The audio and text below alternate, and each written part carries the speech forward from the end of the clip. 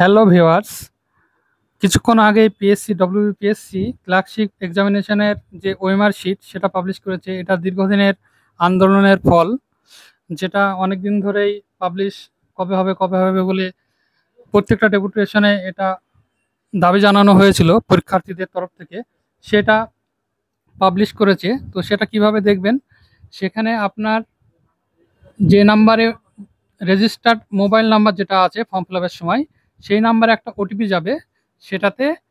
আর এটা দিনে সর্বোচ্চ 5বার ট্রাই করা যাবে, 5বারের বেশি ট্রাই করা যাবে না এখানে বলা হয়েছে। আর কি কি লাগবে, এখানে লাগবে রোল নাম্বার, আপনার রোল নাম্বার লাগবে, আর মাধ্যমিক বা ইকুইভ্যালেন্ট যেটা সিবিএসসি বোর্ড বা অন্য বোর্ড তার যে পাসিং ইয়ার সেটা লাগবে। সেই ডেটাটা তো ওনাদের কাছে আছে, পিএসসির কাছে, তাই এটা চেয়েছে। এই দুটো দিলেই আপনার ওএমআর শিটটা চলে আসবে।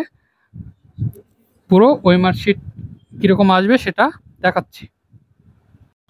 এটা আমার মেসের এক ভাইয়ের, জুনিয়র ভাইয়ের সদ্য বের করা একটা ওএমআর, যেটা তোমাদের দেখাচ্ছি।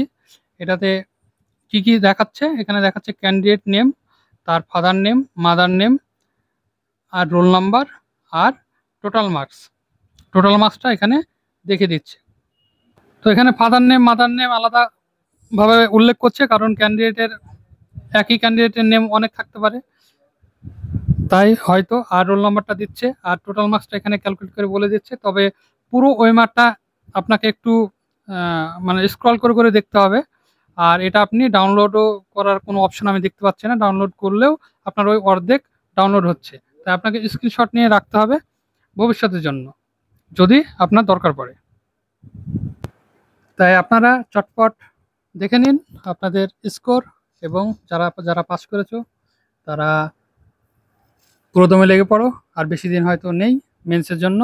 আর যাদের হলো না তারা নিশ্চয়ই এবার ওএমআর শিট দেখে বুঝতে পারবে যে অনেকে বলছিল যে আমি 60টা 70টা করেছি তবু হচ্ছে না। তো সত্যি যদি ওএমআর শিটে সে নাম্বারটা দেখায় তাহলে তারা পিএসসির কাছে গিয়ে জানাতে পারবে। তো এটা একটা ভালো উদ্যোগ, আরও আগে পাবলিশ করা উচিত ছিল। তো দের আয়ে দুরস্ত আয়ে, এটাই বলবো।